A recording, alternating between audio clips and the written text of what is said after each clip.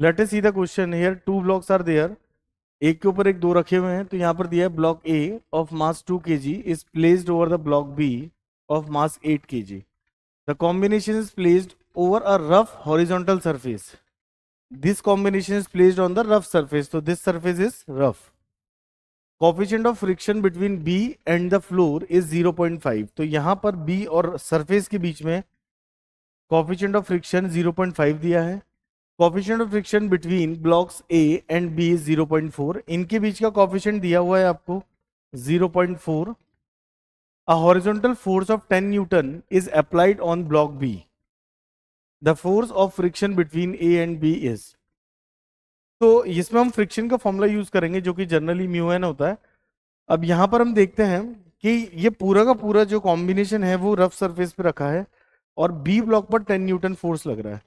तो B block पर कितना फ्रिक्शन वर्क कर रहा होगा जो कि इसके मोशन को रोकने की कोशिश करेगा। तो यहाँ पर फ्रिक्शन फोर्स अगर हम F1 एज्यूम कर लें तो 0.5 म्यू, और एन कितना होगा यहाँ पर, तो देखिए इसके नॉर्मल रिएक्शन कितनी होगी 2 और 8। टोटल वजन जो नीचे की तरफ लग रहा है वो mg है। m कितना लेंगे आप 10 लेंगे यहाँ पर, और g कितना लेंगे 10 लेंगे। 10 से पॉइंट कट जाएगा तो फ्रिक्शन फोर्स आपका आ जाएगा 50 न्यूटन। यानी 50 न्यूटन तक तो फ्रिक्शन फोर्स इस ब्लॉक बी को इस यहां से हिलने भी नहीं देगा। और आप कितना लगा रहे हो 10 न्यूटन, इसका मतलब ये ब्लॉक हिलेगा ही नहीं। तो जब ये ब्लॉक हिलेगा ही नहीं तो ऑब्वियस ही बात है ऊपर वाला जो ब्लॉक ए है वो इसे आगे जाने से रोकेगा, तब जब ये आगे जाने की कोशिश करेगा। जब ये जाने की कोशिश ही नहीं करेगा इसका मतलब ये तो स्टेशनरी है। अगर मैं खड़ा हूं तो फ्रिक्शन फोर्स कितना होगा, फिलहाल 0। चलने की कोशिश करूंगा तब फ्रिक्शन लगेगा, तो इसका मतलब ये चल नहीं रहा तो ब्लॉक ए इसे अपोज नहीं करेगा, तो there is no friction force.